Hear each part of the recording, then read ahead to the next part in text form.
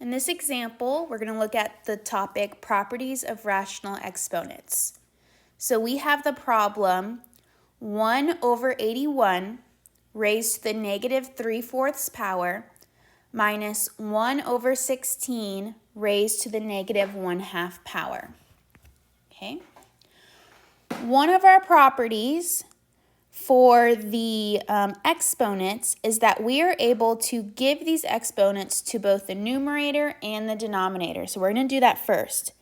So this can be written as 1 to the negative 3/4 over 81 to the negative 3/4 minus 1 to the negative 1/2 over 16 to the negative 1/2. Okay. Now our next step here is to get rid of these negative exponents. In order to do that, we're going to take wherever that exponent is and we're going to move it to the opposite side of the fraction. So for example, these negative exponents right here that are in the numerators, in order to make them positive, are going to have to move down to the denominator. And just like the numerators had to move down, in order to make these denominators have a positive exponent, they're going to have to move to the opposite, which is going to be the numerator. So rewriting this, I now have 81 to the positive 3/4 over 1 to the positive 3/4 minus 16 to the positive 1/2 over 1 to the positive 1/2. Okay. Now looking at my denominators, so looking at these 1's raised to a power,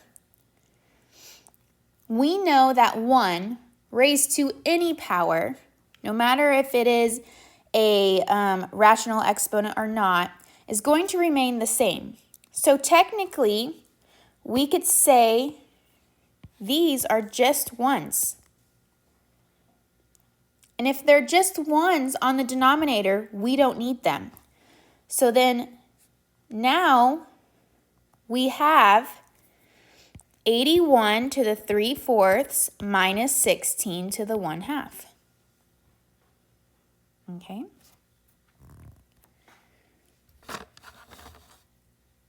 We can now rewrite these as radicals.